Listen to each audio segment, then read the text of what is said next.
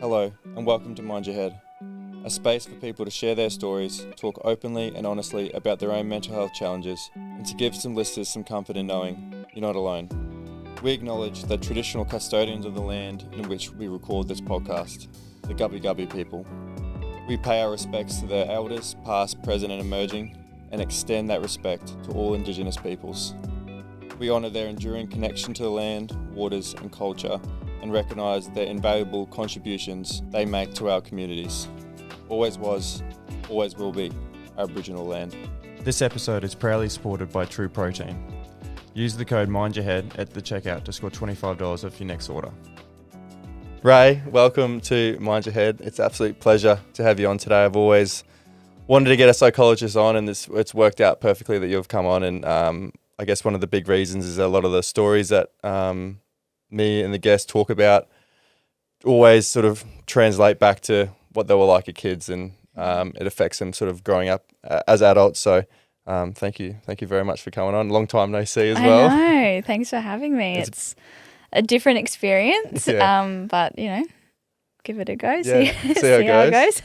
So I think probably for the listeners, just give a little bit about your background, what you specialise in, and what was the sort of the driving force of becoming a psychologist? Yeah, I feel like I was one of those lucky kids leaving school. I always knew I wanted to go into this general field, helping people and working with young people in particular. So going into uni, I was fortunate to be able to start in a degree where I could just trial a lot of different subjects in the allied health space. And then as soon as I started with psych, it stuck. For anyone that is studying psychology or knows someone in that space, it's a bit of a process and a journey to get your registration. But I was lucky at the time I was going through it. When I completed my honours at UQ, I was given the opportunity to start an internship, and at the time that was one of the pathways that you could go to gain your registration.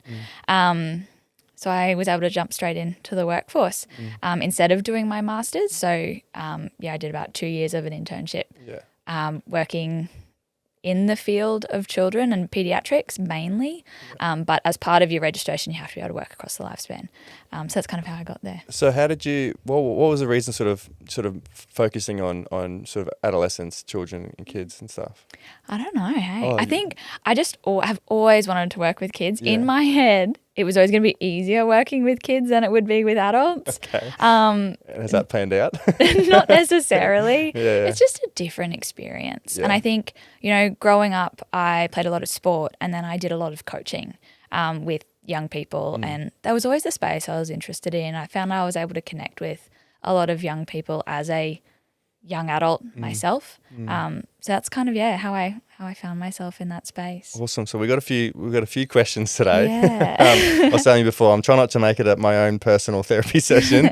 And then we've also got a few questions that people have sent in, other sort of listeners have sent in that they've wanted to ask you as well. So I think this is also good that there might be like a narrative or a misconception around going to a psychologist is this daunting, scary thing, but it doesn't have to be like that at all.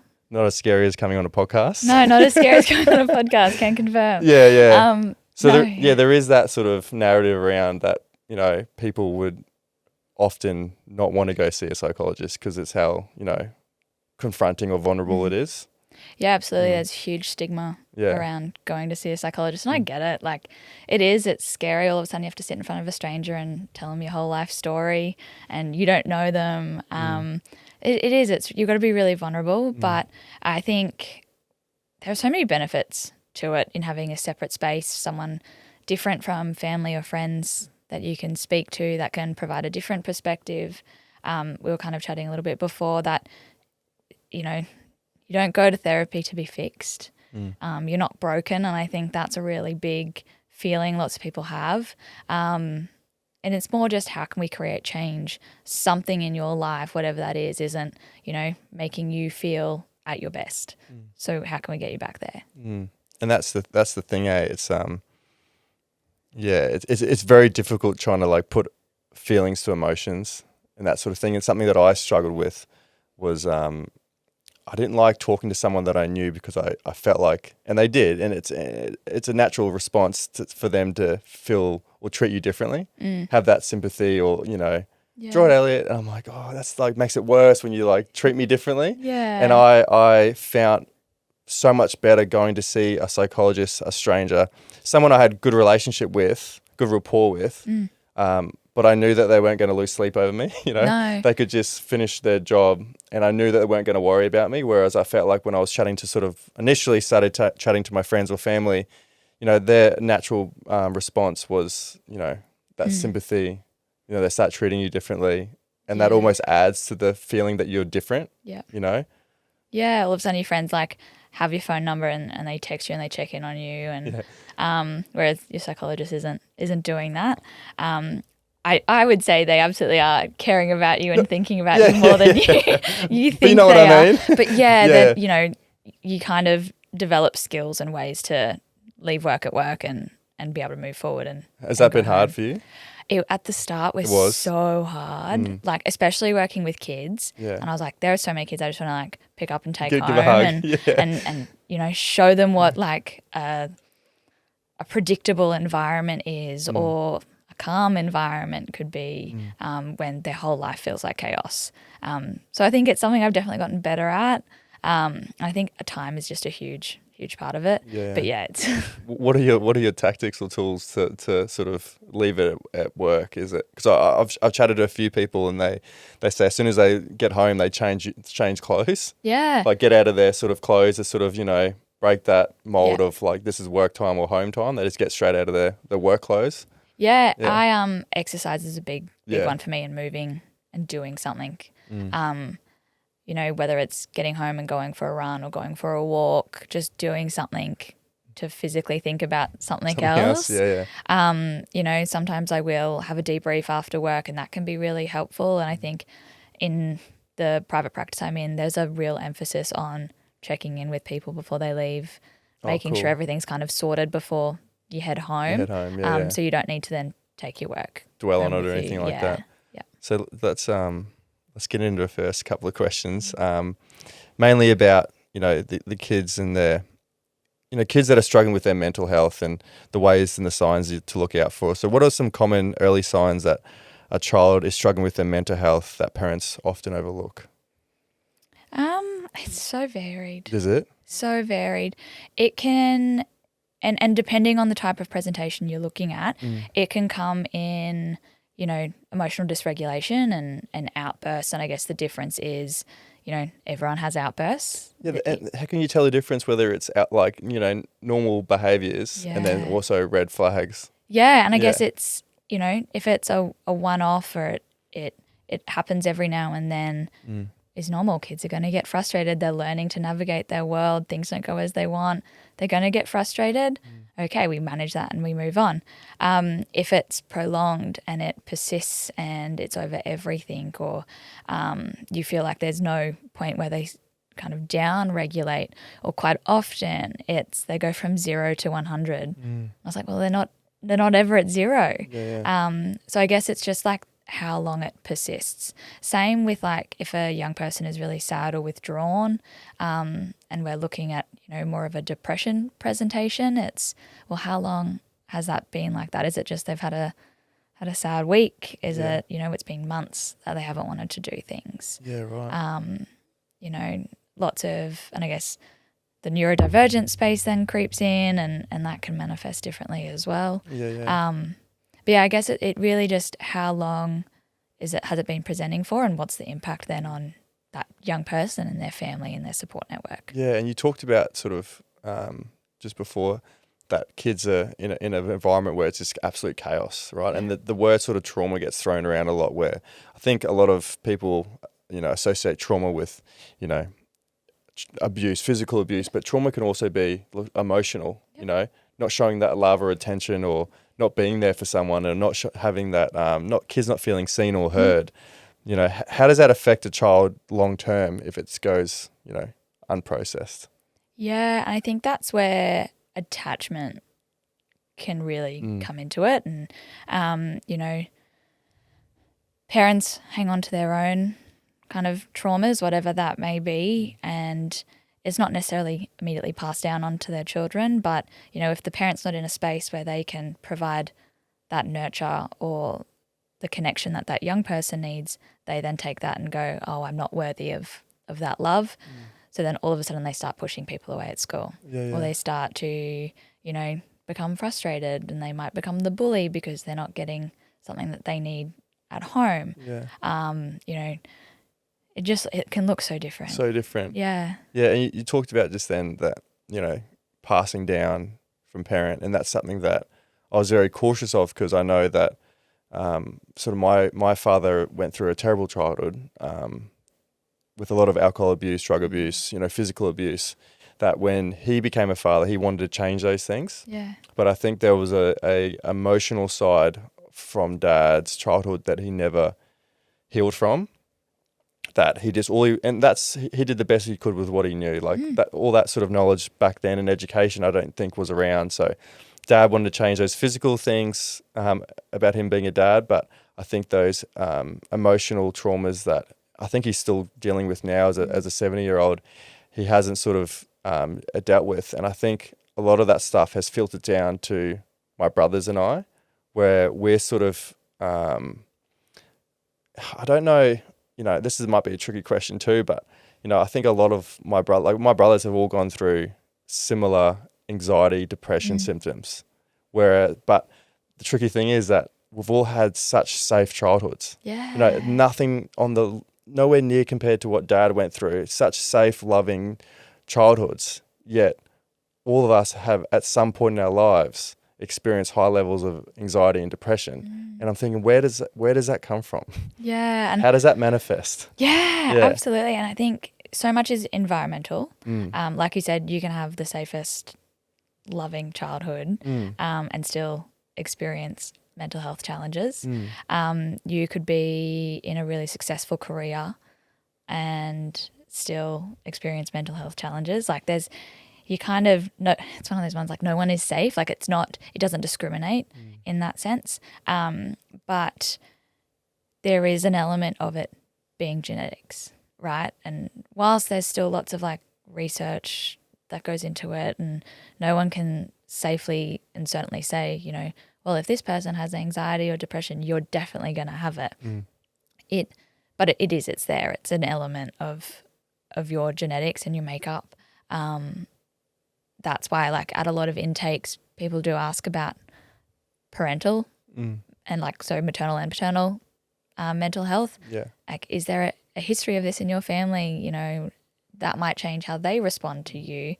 And it's not necessarily that you weren't loved or didn't have a roof over your head and weren't safe, but, you know, how they responded in certain situations might be kind of a reason why it manifests for you. Because that was like, I think when I got to a point when I was like 30, I realized that I want to be a dad. And I never really thought about being a father or, you know, fatherhood at all during my 20s. And I thought, if I don't get my shit together, you know, I won't be the best dad I could possibly be. You know, I think I take, you know, fatherhood so seriously, and I think it would be a disservice to my kids if I don't start, you know, working on a number of things that I knew were issues with me. Because I was really, really afraid, and I still am, to be honest with you, I still am afraid that I'll pass something on to my kids that I struggled with.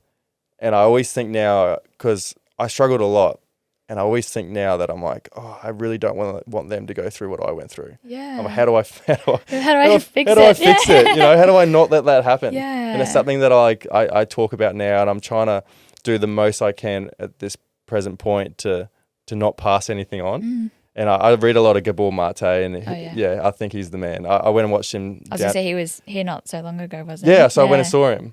And I was going to ask him a question. I was in line to ask him a question, but a lady already asked the exact same question I was going to ask, was how do I not pass traumas down to my kids? And the first thing he said was, you know, are you doing the work now before kids? Yeah. And the lady's like, yeah, I am. He's like, keep doing it. Yeah. He's like, if you want to be the best dad, you got to be the best you. Yeah. You know, and like, he said to the lady, he's like, but how do you know that's going to be enough? And he's like, it won't be.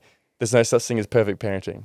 you know. Absolutely. Everyone stuffs up. Yeah. And she was like, but I don't want to stuff up. He's like, get used to it because we're all going to stuff up. Absolutely. But if you can like now prepare yourself and do all the stuff that you need to do, become a better version of yourself, then that's going to filter down to you being a better parent. So they gave me some sort of closure to know that I'm on the right track. Yeah, and I think I did a training last year maybe with a lady named Dr. Karen Treisman. She's from the UK. She's a clinical psychologist and does a lot of work in the trauma space. And one of her big take-home points, and I think this is a big thing for parents, because, you know, working with kids, you have to work with the parents. And the big take-home for me was well-being is well-doing. So we want well-being for our children and we want to set them up as best as we can. But if you can't do well by yourself, you're not going to be able to help them. So you need to look after yourself. You need to put the effort in and make the time for you to be as best as you can, and then that'll flow on. That's always probably easier said than done. Oh, like we're not, absolutely. we're not parents, but I assume it can be very challenging trying to find time for yourself. Yeah. And fit in times to do whatever it is. You know, everyone's got their own things to make them the best version of themselves. But I can imagine even setting aside 30 or 40 minutes a day can be challenging when you've got kids running around the house. Yeah, and I think that's, you know, I get imposter syndrome a lot, and especially when I'm talking to parents and I'm like, oh, just try this, or, you know, get up that little bit earlier so you've got some you time. And I was like, I don't have kids. Yeah. Like, that must be like hectic for them. Yeah. Even, you know, seeing friends and family who have young kids, and, you know, I'll get the call and they'll be like, I'm so tired. I was like, oh, like, did your sleep routine not go well? Like, it's like I immediately go, well, this is what I know. I was like, I've never had to do that. We can't relate. No, I was like, I've never had to. Yeah, I talk to my mate all the time because we used to go to the gym together heaps, but now he's got 2 kids and he comes every now and again. And he'll tell me, he's just like, I'll call him up. I'll give him like 30 minutes notice. He's like, dude, I need more than 30 minutes notice. And I was like, we're just going to the gym. It's around the corner. He goes, trust me, mate. Yeah. It's a bit more than that. It's a bit more than that. So it's interesting. I think we'll go through the same thing when we have children. Yeah. And we mentioned before that that co-regulation, emotional regulation, that's something that I can almost pinpoint that, you know, although that I was a, you know, 27, 28, 29-year-old, I think looking back on it, I couldn't emotionally regulate at all. You know, I felt like, looking back on it now, it's quite embarrassing, but I felt like a little boy, even though that I was in my mid to late 20s, you know, almost a 30-year-old. I couldn't regulate my own emotions, you know, and I never was taught that. I don't know if it gets taught that now, but I was always, was like thinking anger was bad, or this emotion was bad, and I always like try to push it away. And I always associated these sort of emotions with being bad, not just being normal and healthy. Yep. And that was like a really big moment where I couldn't understand, like, why am I feeling like this? I couldn't put names to emotions. I couldn't put, you know, what does that mean? I don't know why I'm feeling like this. So it was just a lot of like puzzle solving in my head where I couldn't know the answers. I didn't know how to solve the puzzle. How do you sort of teach that in young kids now? How to self-regulate and how to put sort of words to emotions and knowing what they mean, and it's okay. Yeah. I think that's the biggest thing at the moment. I think schools do a really wonderful job now, with a big component being focused on regulation and mindfulness, and it's incorporated a lot more into their, I think, curriculum than it has ever been before. The amount of times I'll like talk about deep breathing, or they do that at school. Yeah. Oh right. Yeah, because our kids are about I've already done this with my teacher. And I'm like, okay. That's like, the best. It's so good. It's so good. So I think kids have access to multiple regulation points now during their day, which is amazing. But like you said, co-regulation is the number one thing for children. If like a parent isn't regulated, the child isn't going to be regulated. You know, how many times, and, you know, I remember this from things I've experienced and things I've seen, but, you know, yelling at a child, just calm down. I was like, that's not going to help them. That's you're not calm. No, you're not calm. They pick up on your energy. So it's so important for you to be able to regulate as the adult, to then sit with them, to be with them, whatever that is that they need in that moment. And regulation looks different for everybody. The amount of people that go, don't even tell me to take a deep breath, like that's not going to be helpful. And to an extent, I get that, but like taking deep breaths is the crux of any regulation you're going to do, whether it's mindfulness, whether it's exercise and movement, whether it's yoga, and it's the basis of everything. But yeah, co-regulation is it, whether you're the parent or the caregiver in that child's relationship, whether you're a teacher or just another safe adult that you happen to be in their presence for. Because like you said, you were in your 20s, not able to regulate. That's the same with parents, If you can't be regulated, how can your child be regulated at 5, 6, any age? It's interesting when you look at that, when you see the parent sort of at the shopping centre or whatever it is that you see that, and you think, you're asking your child to do something that you actually can't do yourself. As simple as like, take a breath, be quiet. Yeah. It's very interesting. Absolutely. And it's like, a big part of why modelling is so important for children, for like when a parent is getting escalated, which you will, they haven't listened to you, you've asked them 10 times, they won't have the bath, you're going to be at your end. But that's your time to be like, I'm feeling angry or I'm feeling frustrated. This is what I need to do to stay calm, so that the child can see, oh, my mum did that, or my dad does that. Does a parent or caregiver, are they in the sessions with you with the child, or is it normally the child by? It can vary. Oh, it can vary. Yeah, it can vary. I have some parents that'll come in and kind of give me a 5-10 minute update. They then leave and the child has their space, which I think once they reach a certain kind of point is super important for them to have that space without mum or dad sitting in the corner and kind looking of going, over. that's not what you did. So, but then there are also times where it is so important for the parent to be there and to experience the whole kind of journey with them. Yeah, absolutely. Let's go talk about sort of the adolescent brain, because I'm always interested to hear about how you deal with kids that are going through puberty, going through that stage of life. Everything's heightened. Oh, yeah. Emotions are heightened. Everything's like so intense. So what's actually happening to them at that point in their life that makes everything so intense, like life or death? Yeah, pretty much. The big thing is that the emotion center of the brain, so your amygdala, is more developed than your prefrontal cortex, which is your impulse control, your kind of logical part of the brain. So all of a sudden you are reacting and you are reacting strong, and then by the time your brain has kind of time to catch up, it's like it's too late. It's too late. Yeah. And it's just as simple as that. Yeah. God, being a teenager seems like forever ago, but in this day and age as well, so different. Well, and that's the thing, like there's so much more vices and temptations and everything out there, or distractions. You could say distractions probably a better word, that, we didn't grow up with social media.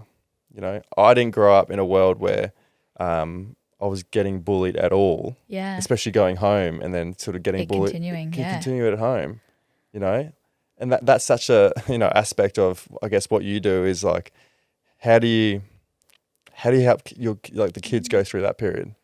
Oh, I don't like this period. Oh, you don't? All. I don't like it at all, because a lot of it comes in around screen time. Parents ask me questions about bullying, or kids are reporting bullying, or just not even bullying, like comparing themselves on social media, and it being this, platform where, we just want to be in competition, or, working towards presenting like we've got all of everything together, and it's not. But yeah, the bullying space and the social media space is so hard because it's still technically new. And you see now lots of conversations about changing, the ages, and I think you should. Absolutely. 18. I think so. And I reckon if anyone I worked with saw this, would be like, really? But the kids would hate it. Yeah, the kids, yeah. Oh my God. I couldn't imagine being an adolescent and not having it. Yeah. But then also knowing that it's not doing. I think it does more harm than good. I think obviously the bullying side of it, but it's also like when you're a kid going through that puberty, going through that adolescent stage, you're trying to figure out who you are. Oh. You know, that whole identity crisis starts coming in and goes, you know, when you start sort of getting in high school and you're getting girlfriends, boyfriends, you're trying to figure out who you are, what your place is in the world. And then you've also got this screen that's telling you need to be this type of person, or this type of person gets popular or money or jobs or, you know, attention. And you think, well, that's how I got to model myself. Yeah. And then before you know it, like, you sort of lose yourself a bit. And I talk to a lot of parents all the time, and it's just like, you know, they're constantly battling the screen time because they've got your children more than you have at home. Yeah. You know? Yep.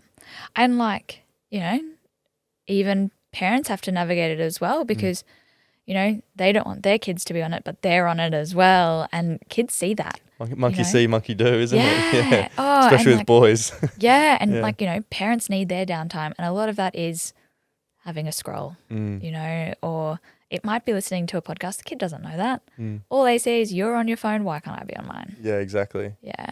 It's tricky. It's tricky. And like we went out for dinner with Jordan's bosses a couple of months ago, and they brought he would have been 8, she would have been 5 or something. And like whenever we're around sort of kids that age, it's iPad straight away, iPhone straight away, locked into a show or something. Yeah.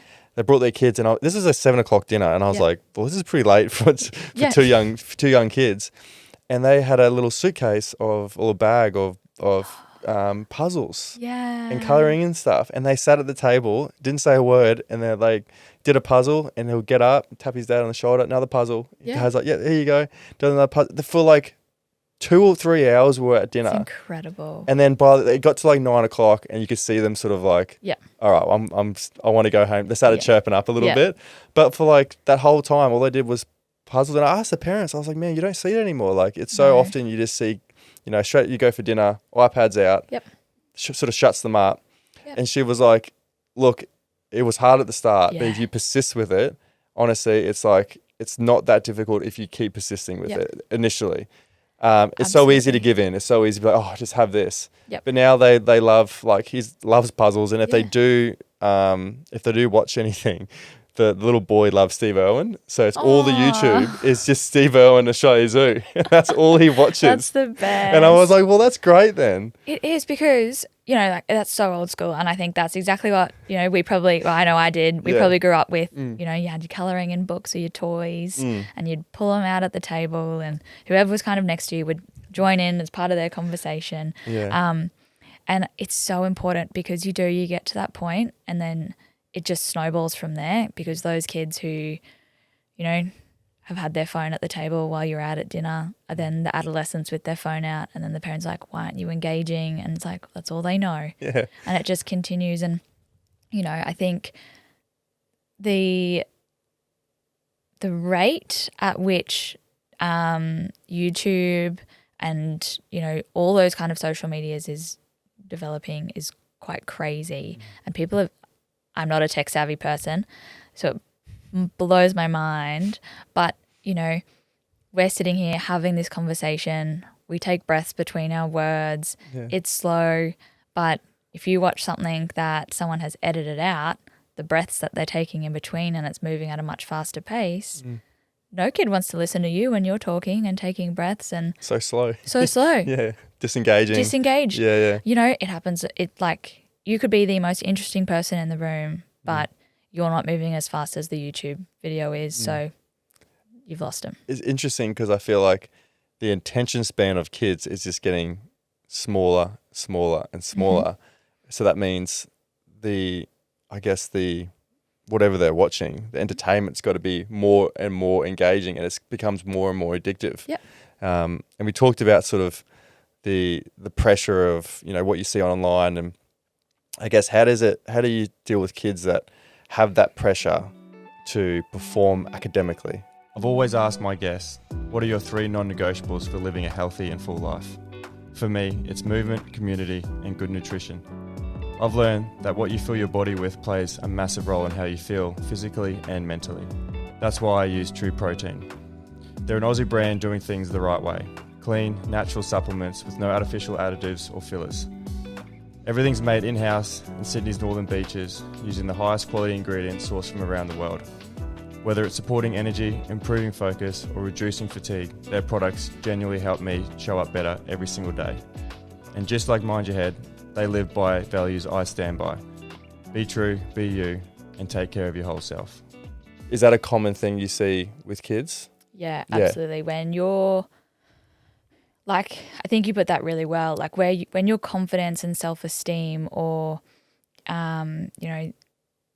if that is as a direct relation to how successful you are, whether that's in your career, how much money you earn, it might be in a sporting environment, how successful and far you go in that space, or as it comes to, getting A's. And if you don't achieve that, it then goes, well, I'm not worthy. Yeah. And you do see it, and kids put themselves on, gives themselves such high standards to achieve. I do think a lot of it is based off social media. They see lots of other successful people out there. They've got more access to success in a small environment, and influencers and, people on social media are able to do so much and reach so many people. But I think that then in turn gives a lot of young kids more pressure, and that's not on anybody posting content or doing their job. That's just the game. That's the game. Absolutely. Like, so many kids, when I'm doing my rapport building sessions and I'm like, oh, what do you want to be when you grow up?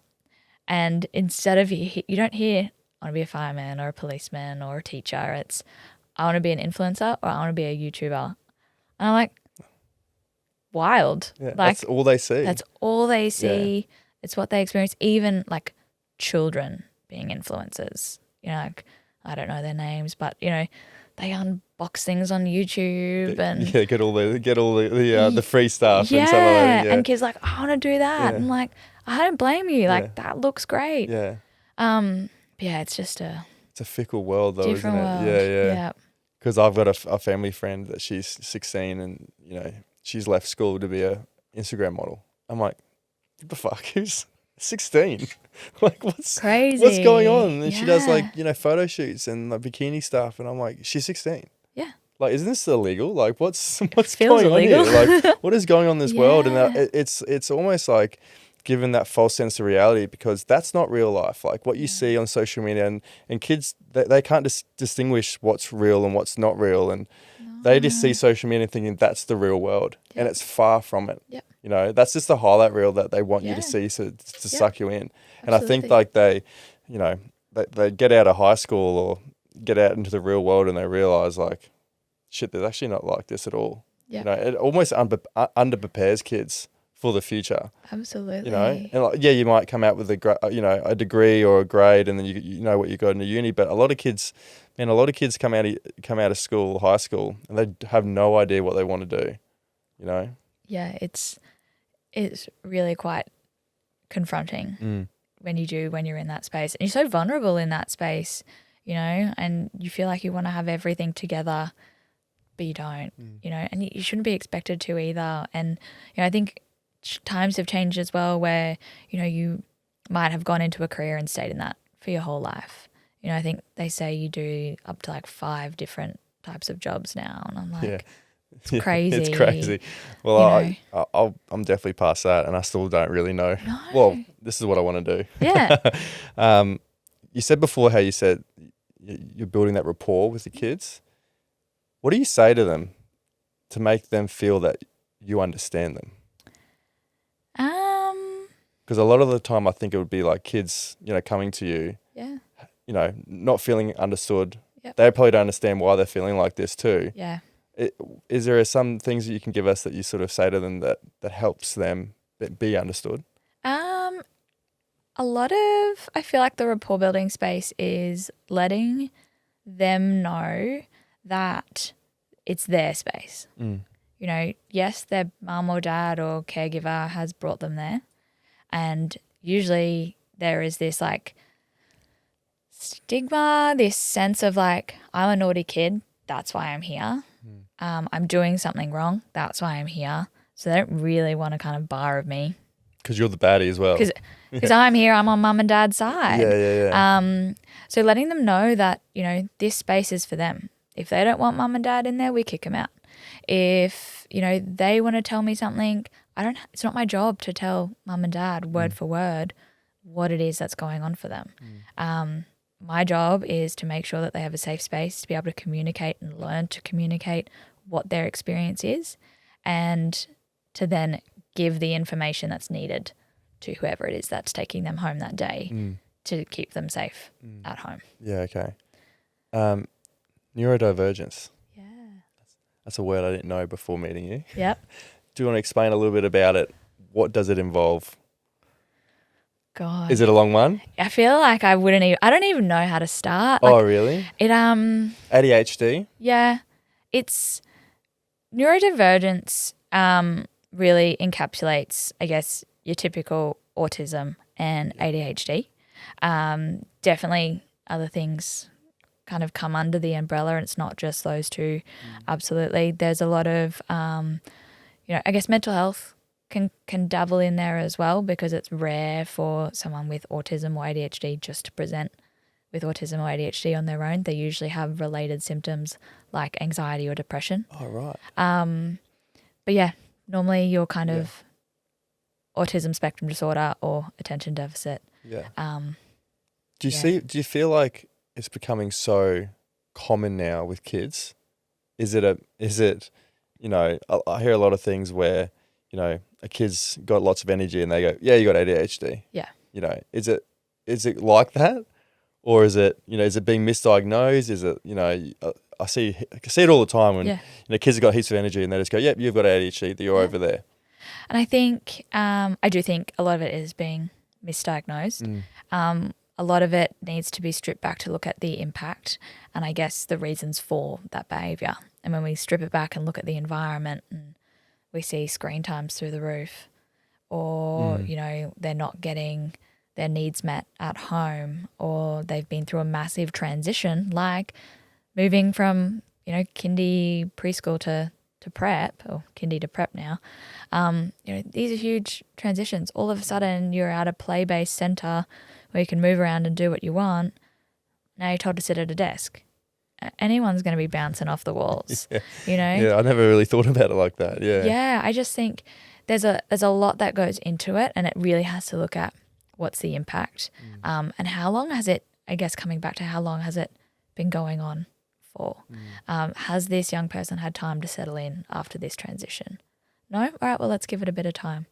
But like we look at the first 3 years as being really key in terms of development, but then we look at, I guess, when you're 4, 5, and 6, you're then not only continuing to develop, but you're then changing a lot of your social skills. You're learning a lot of new social skills. You put in a lot of new environments. There's just a lot happening for young people so early on. Yeah. Because I had a guy on the podcast, and he talked about that he had depression when he was a kid, but a lot of the time an adult would say to him, oh, you're too young to get depression. Yeah. You haven't experienced life yet. Yeah. You haven't gone through any hardship yet. But at the same time, it's like whatever they're going through, whatever their 10 is, that's their 10. Yeah. All pain is relatable to what you've gone through. Absolutely. And I think a lot of like that narrative around, adults saying to kids like, not validating their feelings or emotions or whatever they're going through and just sort of brushing off going, you don't know how hard it actually can get. Yeah. Well, that time in their life right now, that's the hardest thing they've ever gone through. Absolutely. And, kids are very, very robust, and they can take a lot on, but, they're also children and they're learning, and, there's just a lot of moving pieces for kids these days. A lot to take on. Yeah. So how does school, I think, socially or academically impact neurodivergent children? Long one. I find a lot of the young people I work with don't describe school as being a space they enjoy. Why is that? I don't think that they feel understood in the current kind of curriculum. And depending on the teacher they have, I think there's, as with any job, there's a real mix of different generations and teachers who have been teaching for years and years and years, and then obviously you've got your brand new graduates. And I think there are very different styles of teaching.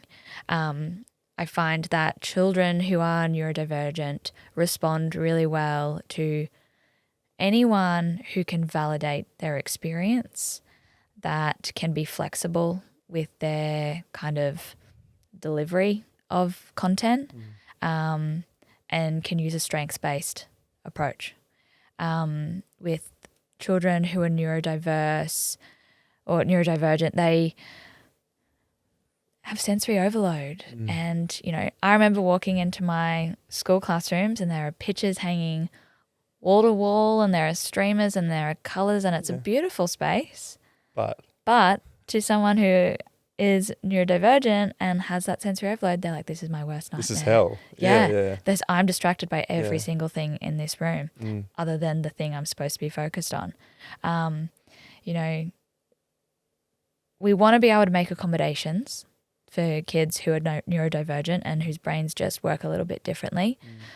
We don't want to then put them in a position where they then feel everyone has to make changes to suit them, because I don't think that does them No, much. they must feel isolated or almost enhance the feeling of them feeling different, wouldn't it? If everyone's sort of catering for them. Because then they move on to the next grade and the teacher responds completely differently, and then they're like, I don't know how to navigate this. So it's about upskilling the children or the young people with skills to be able to manage that and to be able to advocate for themselves. This is what I need to support, you know, my sensory experience. It must be so tough to get kids to be able to do that. Hard. Especially with, like you say, you know, a lot of the kids that I know that have autism, the social side of it, they just, I couldn't see them, you know, voicing their opinion like that in a comfortable space. They would just rather, oh my gosh, hide it all in. Me, even as an adult, I'm like, I don't want to tell anybody.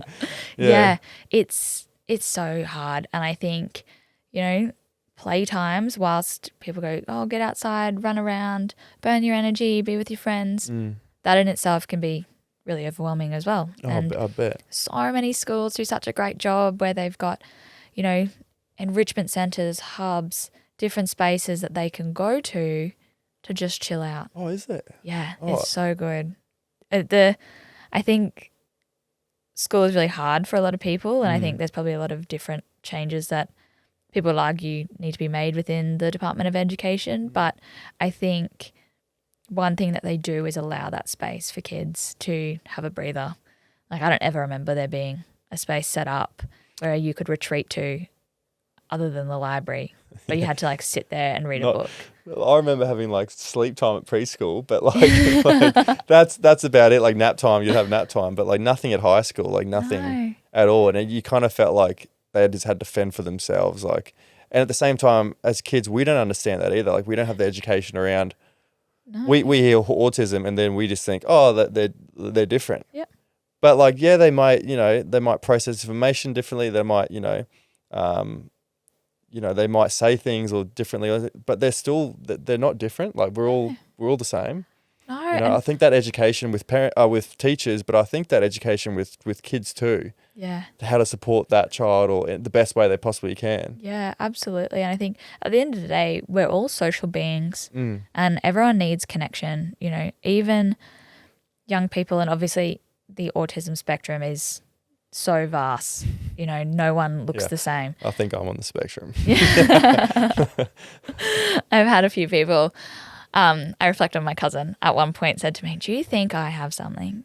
And I was like, look, we could probably just say you're neurospicy. Neurospicy? Yeah, because, I don't think if I whipped out a DSM, you'd fit all the diagnostic criteria. Yeah. But you clearly think differently. But like the impact, you're a very successful person. So, you found ways to manage or to cope in your world and your environments. It's interesting because like one of the things Gabor Mate said when he was up on stage is that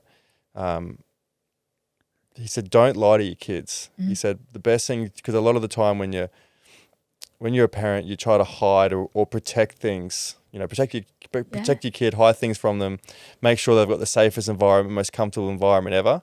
But he was saying kids know, like kids can pick up your energy. They can pick up when you're not telling the truth. They can sort of sense that something's not right. And he said the best thing you could possibly do is don't lie to your kids, but tell them the truth, but give them tools and ways to cope with reality. Yeah. Otherwise, we find our own ways to cope with reality. Like I know that I went down that drugs and alcohol to cope with my reality.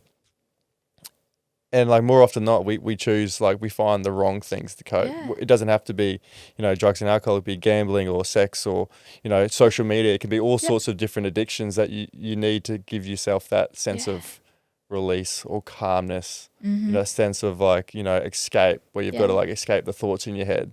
But now it's like, the thoughts in my head were like the enemy. Yeah. But now it's like I can peacefully sit down for however long. Look, I work out in the mines for 12 hours every day. And more often than not, I don't have any music on. I just sit there. Yeah. And that used to be, looking back in years gone by, that used to be like hell for me. Yeah. And now it's like I can happily sit there for 12 hours and I can just like be with my own thoughts and be at peace. Yeah. I like running. That's like one of my big coping mechanisms, but I don't ever listen to music or podcasts, and people honestly like, Ray, you're a psycho. Like, and I was like, sometimes it's head noise and I just need to kind of sit with that. And sometimes I'm like literally having a chat to myself, or sometimes it's nothing and it's like my peace. But I completely get that. It's, it's all varied and it's. Do you deal with a lot of kids that are overthinkers? Yeah. Yep. How do you navigate that period? Because I can remember when I was a kid that, if I went and saw a psychologist when I was a kid, I would have had 1,000 questions because I couldn't silence the noise. I couldn't rearrange what was going in my head to make it all fit. And it was just all muck up there. When a kid sits down and they're sort of, say they're me, I'm doing a therapy session right now. How do you sort of talk them through that period of like navigating their emotions, their feelings, their like all the dialogue that's going inside their head, and sort of get them to a calm, safe space? Yeah, it's doing everything that kind of we've been speaking about so far, in the sense that we want to provide the co-regulation. So and depending on the child, whether that's, being physically close to them and providing them with that, whether it's giving them space and just being a calming presence, we want to be able to identify and label the emotions for them where we can. So if they say it, you just go, this is what this means, or this is the. It can kind of be like, I'm really curious. Is this the feeling that you were experiencing in that moment? And being able to provide a word for it, because so many kids come in and go, I'm like, how was your day, or whatever it might be. Oh, good, bad. I'm like, they're not emotions. And they look at me and like, what do you mean? I was like, were you happy, sad, excited? Were you embarrassed today? Like, or like there are so many different emotions, and that's really overwhelming. So being able to label it and kind of, provide that space to really reflect and give the young person, this is what I'm kind of picking up on. Is that right? Tell me if that's wrong. Or it sounds like this is what might have been happening for you, without kind of saying you were feeling this at this point. It's being curious and giving them a space to be able to unpack some of those things. Almost letting them figure it out for themselves with a little bit of guidance. Yeah, like reflective listening. I was like, I'm literally just saying what you said in a slightly different way. And they're like, oh my God, yeah, that's it. I was like, well, you just told me it all. Like, you did that yourself. But that's the like the gift that what you do and all the psychology that I see. It's almost like they repeat it back to you. And let you think about it for yourself. And then you almost come up with the answer yourself. And then all you sort of do is just mirror or sort of just repeat back to them. It's just really about kind of guiding them through it. We don't want to put them on a path and say, this is your path. Like, they still have to find it themselves. The strategies and the things that we talk about in session need to be generalized, that they can apply outside of them. So we don't want to be so rigid in the sessions and do it all for them, because that's not going to provide any benefit. So it's very much like reframing it and guiding them on that journey. Do you get kids to journal at all? Because I think journaling is something that really helps me write down feelings, emotions, write down exactly how I'm feeling at that point in time. And even like, I used to be very reactive to certain situations that have triggered me, where I always used to just react straight away with emotion. And then later on I'll go, why the hell did I say that? I should have just shut up. Like, there was no point saying that. But I needed to release whatever it was. So I needed to like let it out, but I was always letting it out in the wrong sort of way, in a very negative way. I started to write things down just to get it off my chest. Write down how I felt and what I wanted to say.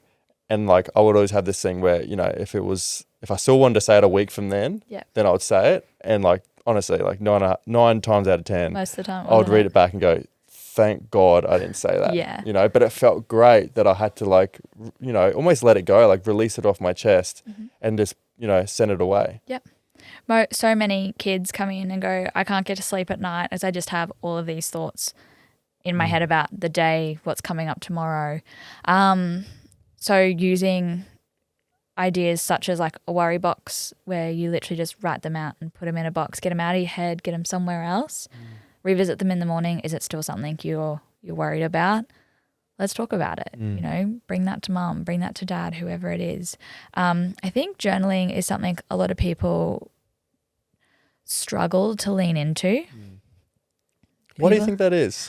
I don't exactly know. I think we're definitely getting to a time where screens are preferred and no one wants to do their handwriting. No one's really enforced to do it. You get to a certain point, you've got iPads and laptops. You don't need to do. It's almost like voice memos, almost like you can just So I think there's like that real preference for it not to be handwriting. But there is a lot of research that goes out and has been proven that if you're able to write things out, it's a lot more effective than it is to type it or to speak it in that sense. So yeah, I don't know, but I think it can be so helpful, and it's a real lean in kind of process because it can be as structured or as, you know, up to you as you want it to be. You know, you can write down it in a Dear Diary kind of fashion and just like word vomit whatever you need to get out. You can go, all right, I'm just going to write four dot points. And for kids, I kind of like to do 3 stars and a wish. What are 3 good things that happened in your day? Because it's so important. We often forget and don't focus on the good things, and it might be that you got up and had a shower. But what are your 3 good days? What are your 3 good things? And what is one thing you wish that you could change, or, you know, that went differently for you or didn't go as you expected? I love that. Yeah, so I like that one. It's a good one. Another one that I've seen a fair bit and encourage maybe the little bit older ones to use is more like lemons and oranges. So what are your lemons for the day? What are the sour things, the things that didn't go so well? But what are the oranges? What are the sweet and good things that happened in your day as well? And the importance of acknowledging the bad things happened, or, you know, the inconveniences happened, but there were good things too. Yeah. That's super important because a lot of the time, like, you know, that negative bias where, you know, when I think the negative stuff hangs around or feels more intense than the positive, you know. Our brains so much quicker go to the bad things. Straight away. You're just hardwired. And it doesn't matter whether you... Is it a defense mechanism? Is it a you know, a caveman type thing? It is? That's what I'm kind of thinking, because it's just like hardwired no matter who you are and what your experiences are. It's like almost like we've got to protect ourselves. If that was bad, we've got to learn from that and not do that again. So it's just hardwired for bad is like security and safety and constantly learning to be safe from all the bad. Yeah, and like I know we've talked about it before, like, you know, you mentioned drugs and alcohol and, you know, different coping mechanisms that people have that would be considered as bad or maladaptive, but they're safety behaviors, you know. They keep you safe, they protect you, whether it's, you know, at school something is happening, it's easier for you to avoid it so you don't go. But then the next time it's just as hard. So it's harder to change, you know. Whatever it is that you're experiencing, when I drink, I don't feel that way anymore. That's bad and labelled by society as bad, but from a trauma-informed kind of lens, that's keeping you safe. That's the remedy. Yeah. And yeah. it's about recognizing that, all right, this harmful coping mechanism was actually keeping me safe. It's now. I can recognize the challenges that it's presenting. I want to make a healthier change. How can I make some differences? And that's like the hardest thing, is trying to break that cycle that's been keeping you safe for so long. That's almost been your solace or your place of, place of safety and security.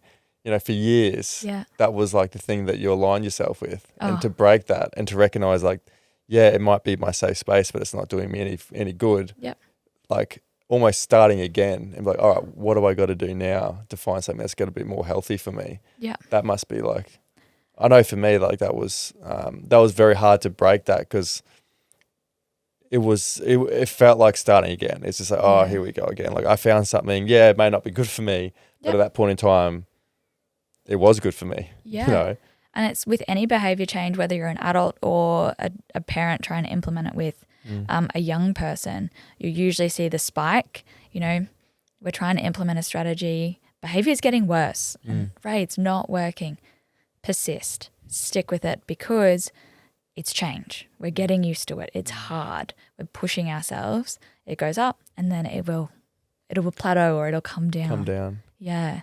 And it's just time, and there is no set, if you do it every day for 3 weeks, it'll be better. Yeah. There's no set time. Everyone is so varied. Yeah, absolutely.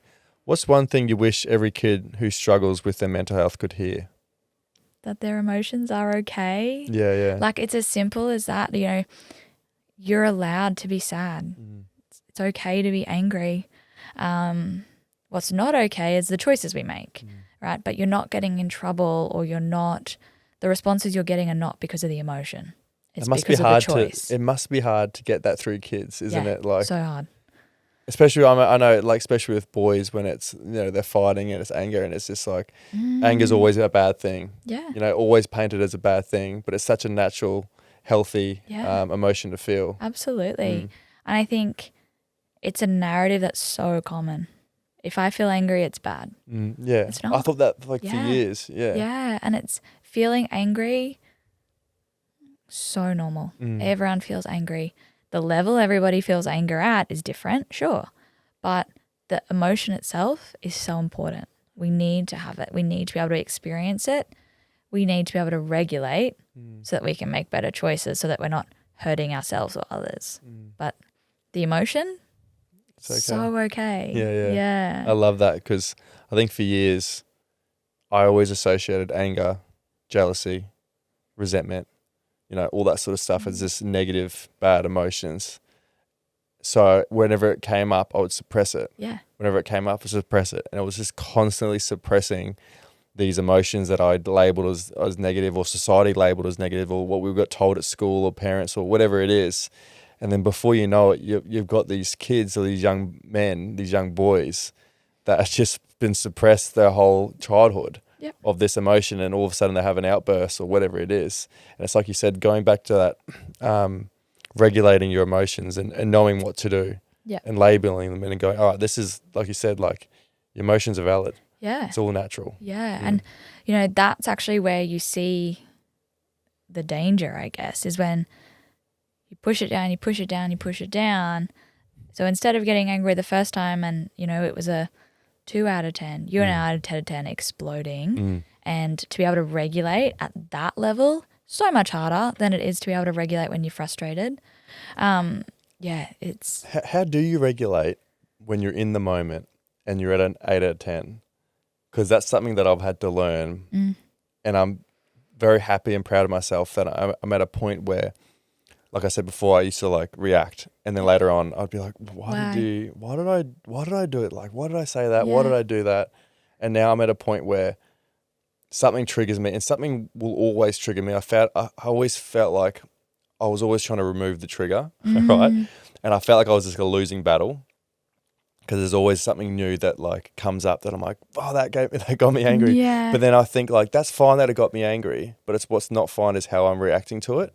So I'm happy at a point in my life where if something's triggered me, instead of reacting, I almost sit with it for a little bit and be like, all right, why is it like that?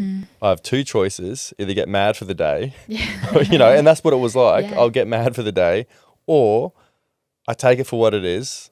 Whether it's try figure out maybe on the drive home or later at night, like why did that trigger me? And that sort of saved my time where I would always like get angry. 2 or 3 days later, I'm like over it. I'm like, why did I just waste 2 or 3 days like dwelling over it? Like, why did that get me? I'm so angry about it. And now it's at a point where like having that emotional awareness in the moment and just to be able to like assess it more often than not, let it go. Yeah. I think this is where the benefit of like therapy or a safe space comes in, because you need to be able to do the groundwork, right? You need to be able to recognize what are your triggers, what are your body sensations, what are, how do you react in those moments? What does that look like for you? So that when you're presented with those triggers, like you said, we can't remove the triggers, but what we can do is prepare for them. And that's where when we look at strategies, we either have proactive strategies, things that we do to make sure that we're as regulated as we can be when the trigger arrives, or we have reactive strategies that we need to use when we're in the moment. When you are at a red and you are 10 out of 10, doesn't matter who you are or, what anybody says to you, you're not going to be able to listen to anybody to help calm you down. It's honestly just a time. Yeah, you're seeing red. You're seeing red, I can't tell you to take a deep breath because you're not going to be able to. It's purely about space and time and regulating. So what you're trying to do is avoid getting to that 9 out of 10, that 10 out of 10. Yeah. Do everything you possibly can. Yeah. It's about being as proactive in the strategies that you can do to stop you from getting so big so that you can catch yourself essentially before you get to that 10 out of 10. I think specifically in the kind of child space, great movies are out now like Inside Out, where they talk about different emotions and that really helps kids label them. There are also the zones of regulation, which are used quite commonly in schools. I don't particularly like the zones of regulation because it's like, all right, if you're red, you're angry. If you are in the blue zone, you are sad. If you are green, you're ready to learn. And if you're yellow, you're like silly. But each emotion doesn't just have like the one standpoint. Essentially, you have a scale. And you can be at a 0 and calm, and you can like gradually increase, and every emotion essentially has that. So if we looked at it from like a positive emotions perspective, you can be happy and that can get too excited, and then it gets to silly, and then all of a sudden you're actually out of control and it's a positive emotion that you're feeling, but you can't listen to anyone, you can't control yourself. You're on a high. Exactly. It's the same thing when it's anger. You can be annoyed and frustrated, and that's where we want to kind of catch ourselves and go, all right, if this keeps going, I'm going to explode, because sure enough, you're going to get to anger and furious, and then there's no hope, right? So it's doing the groundwork to recognize what your escalation looks like so that you can hopefully catch yourself and be proactive before you get to red. How are you teaching the kids to catch themselves? Oh, there's so many activities that we do. Yeah, lots of activities. It's so hard. Yeah. Especially as a kid when you don't have, like, your brain's not developed. To have that emotional maturity. Yeah. In the moment to be like, it's so hard. Ray said this. Yeah. No one ever says that. I wish they could. No. Yeah. But it's about them understanding that, they don't go from 0 to 100. That, their baseline is sitting pretty high, so they're going from angry to furious. So how can we bring that down? That's when like masking comes into it. No one ever looks, like they're sitting quite high. They're like, oh, that kid's like pretty under control. Like, no, they're not. They are floating on an edge that's about to tip over. Is there signs? I know when kids are masking it, but is there tell signs that you can see that kids are about to... Varies for everyone. Yeah. But usually, like, you just look at the tension in a young person. They might not be making eye contact with you. They might be moving themselves further away. They might be moving towards some of the chaos, and you're like, that's just not going to be helpful. Yeah. Is masking very common, is it? Huge. Is it? Huge. I think kids are so clever. They're They put all their energy in. They know what's socially expected of them. They know that they need to behave a certain way to fit in with their friends or teachers or whoever it is. And they then reach a point where they can't mask anymore. Usually it's when they get home to their safe space and they explode. And parents are like, what is happening? We're getting good this. before. Yeah, we're getting this extremely dysregulated child coming home from school, but school's saying that there's no problems.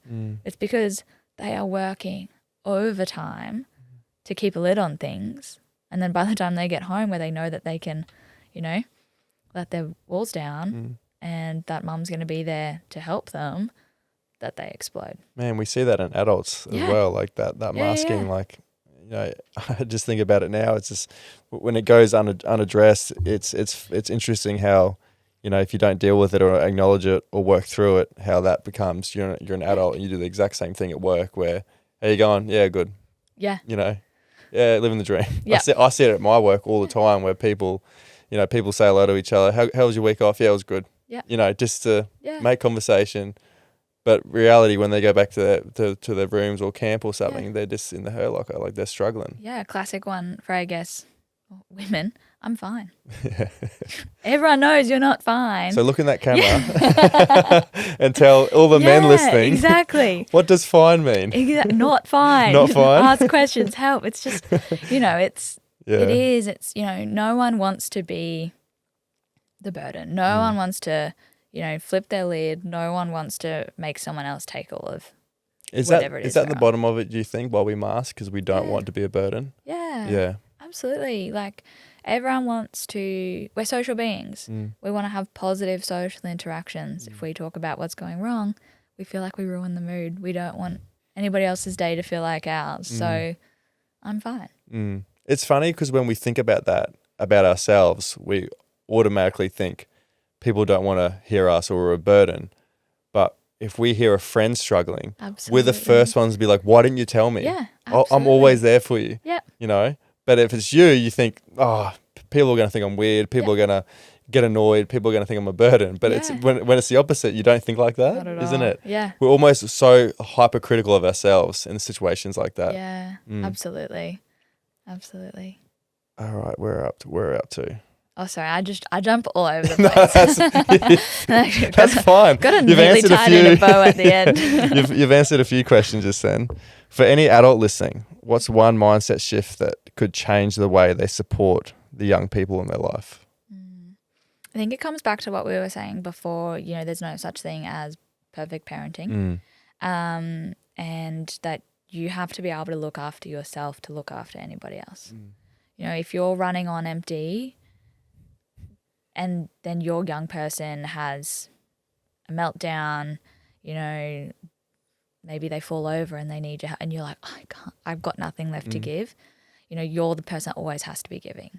So well-being is well-doing. You have to be able to look after yourself, whether that's time alone, whether that's, if you've got a specific routine and you got to go to the gym to feel at your best that day, if you've got to journal in the morning or listen to a podcast or a certain type of music, you've got to do what you need to do to get in the best mindset so that you can look after yourself but look after others.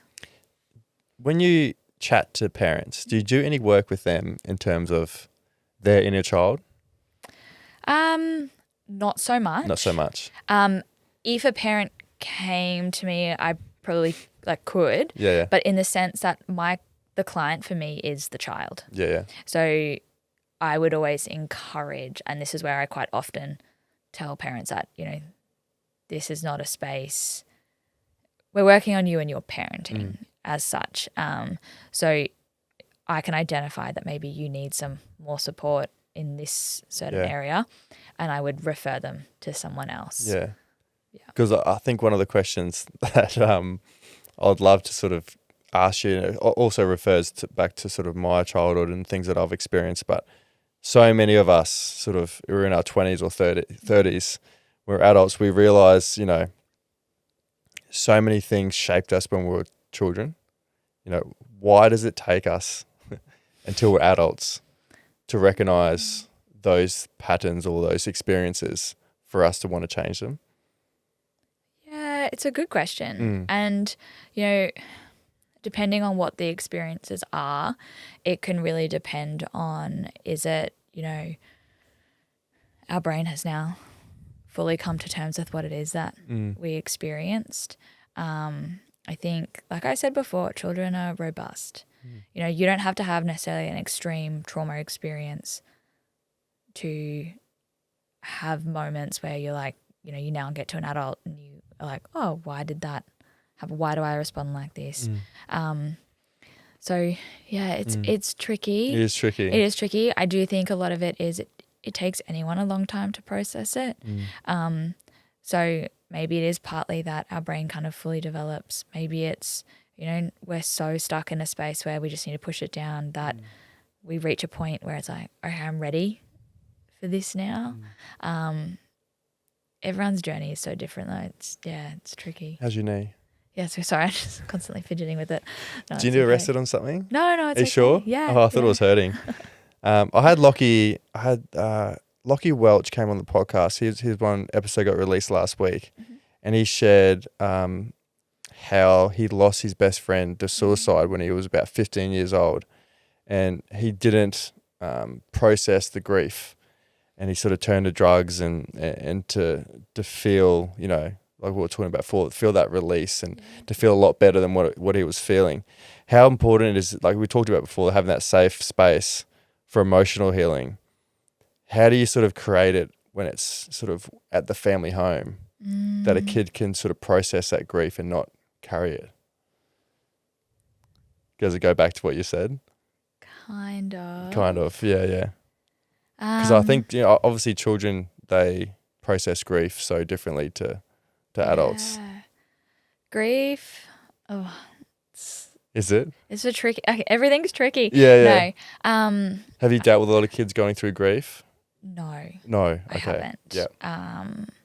But I think, you know, I know there's lots out there on your stages of grief and moving through them, but you usually don't. It's not always necessarily in a chronological order. But I think it's really understanding the fact that, you know, your grief actually doesn't go away. And I think there's the analogy of like it's like a stone in your pocket, and you get stronger.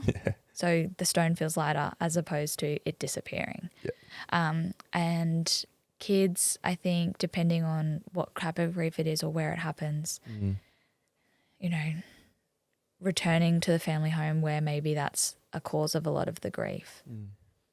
That's one of these environmental factors that we can't necessarily change unless that parent or caregiver or, you know, whatever environment it is, like it could be residential care.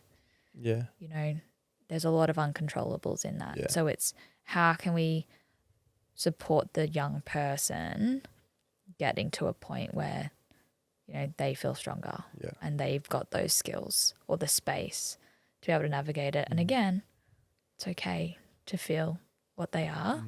And it's something that you hope no young person has to go through. But, you know, statistics show that it's more common. Thank you so much for coming on today. I do have some final questions for you that I ask all my guests. Oh. So just bear with me for 1 second. So where are we? Here we are. So you can answer these as quickly or as long as you want. Okay. What are your 3 non-negotiables for living a healthy and full life? 3. Running's one. Obviously, you love running. Yeah, I think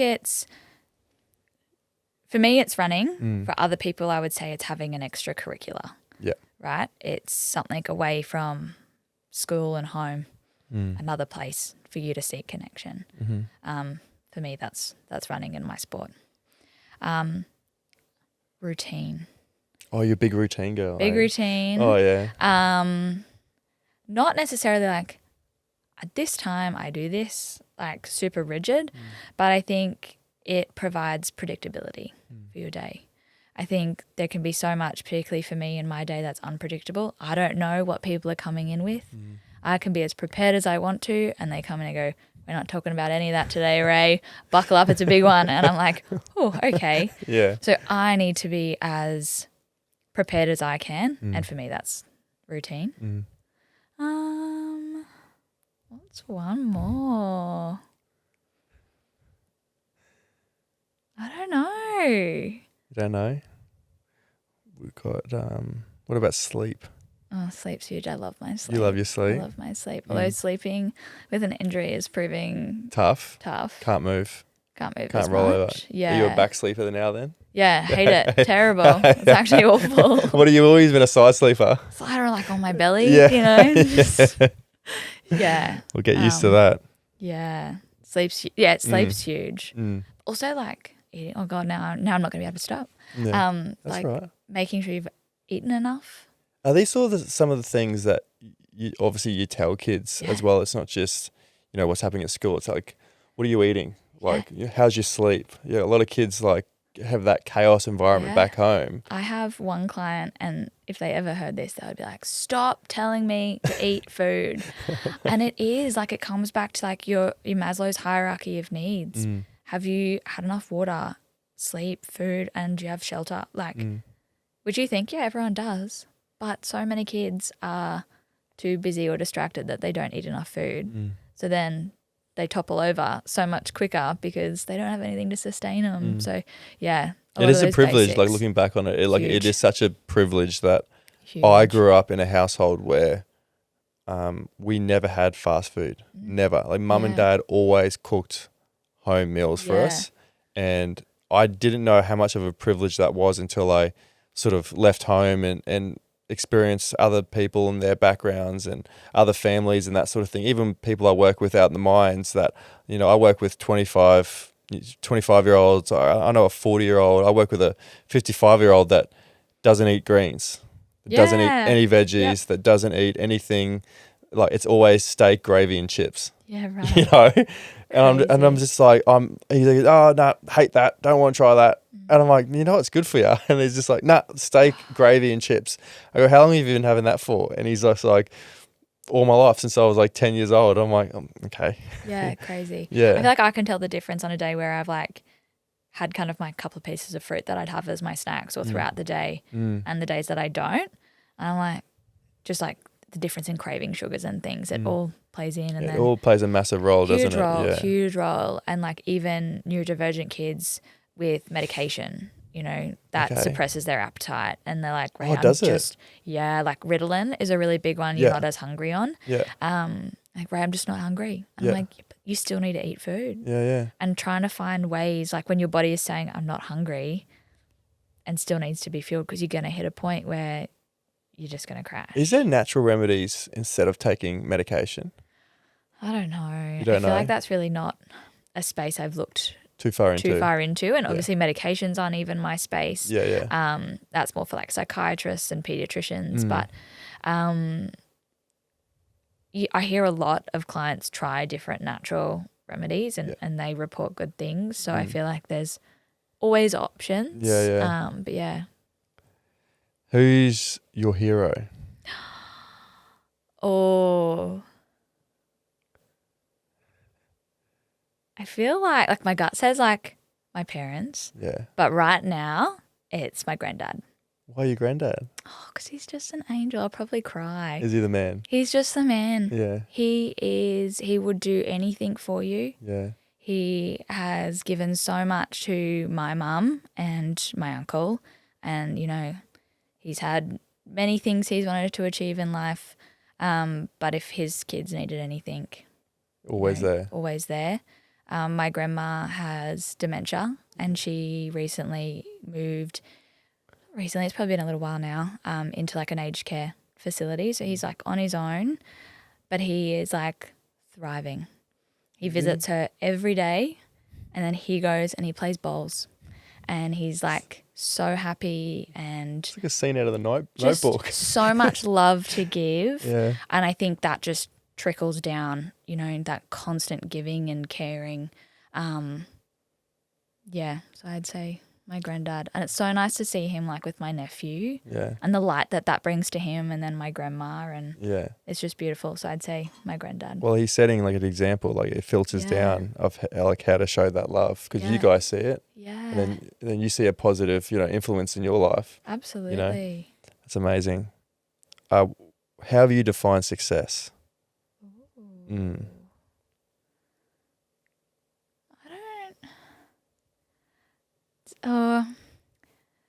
Success, when I think about it, I immediately go career, right? Mm. And I think pretty much everyone will. But I think on the days where I feel like I've had a successful day, and if we're stripping it right back to just a day-by-day thing, it's the days where I'm happy. It's the days where I've done something that's made me happy, whether that's go for a run, get a coffee, start my day right, seeing the sunrise, or I've come home and been able to have a chat with my partner, or gone to hang out with some friends. So I feel like for me, success is happiness. Yeah, internally. Yeah. Yeah. Just I being love that. content with who I am. I think that comes back to, the conversation we had on adolescence and identity, right? There's been many times where I've not been happy or questioned who I am or what gave me worth and value, but knowing where I am now and being happy with that, and eternally, I'm like pretty set on that. That's success. How do you think being a psychologist has changed you as a person, and also changed how you want to be a mother, if at all? I think I feel like I'm in a pretty privileged position for hopefully when I can become a mother, because I have a lot of these tools that so many people don't know about. That does not mean, and I think this is where I'll struggle becoming mothers. I'll be like, perfect parent. Oh, I have all the answers. I have all the answers, but I don't. Yeah. So I think it's given me a lot more awareness in terms of being prepared for those sorts of things. But, one thing I think it's done is given me empathy for all people. And, that learning not to judge, anyone based off what they're doing. And I think, again, coming back to maladaptive behaviours, that's people go, oh, they're an alcoholic. That's keeping them safe. Yeah. Sure, they're hurting a lot of people around them. Yeah. And they can't quite recognize it. It's keeping them safe. That person's about to explode and hurt someone. That anger is keeping them safe. And it's interesting. That's definitely something that I've learned over the last few years of sort of doing the work that I've been doing, is that I always used to see an alcoholic or see someone struggling with drugs or see a gambler and thinking, just judging them straight away for that act, and not actually thinking what's happened in their life for them to resort to doing that, and then for it to become addictive. And you always think of the act like I don't get around gambling, and I couldn't imagine being addicted to gambling. But for them, that's their safe haven. Yeah. And there's a guy at work who is really, really obese, and he'll come to work and he'll have a big Domino's large pizza and two 1.2 liters bottles of Coke. And when I first started working with him, I was just like, how can you be doing that to your body?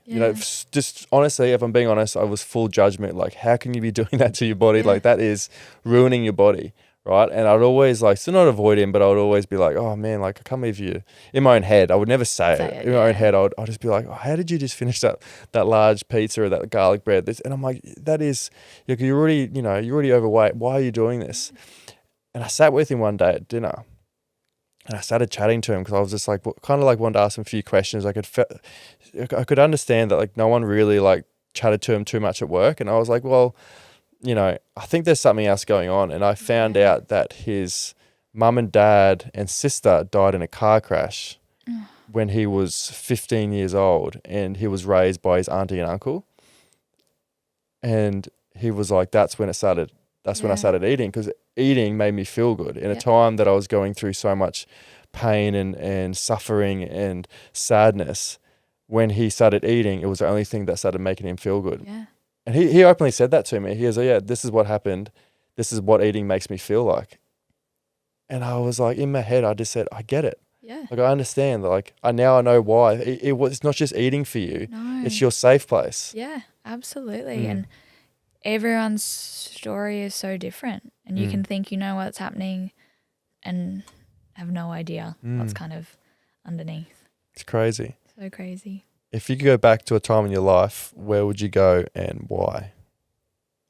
Time in my life. I went on a holiday to Greece a few years ago, and Where'd you go? we went to a little island called Kithra. Yep. Which like nobody knows of unless you're from there. And I just felt so at peace. I was with my family. I was with like family friends, just relaxed in one of like the most beautiful, authentic places I've ever been. And I'm like, I could be happy here for the rest of my life. We could retire Yeah, here. very happy Be here. happy. Yeah. Very happy here. Yeah, I love that. I'm actually going back to Greece this year, so just be good. Jealous.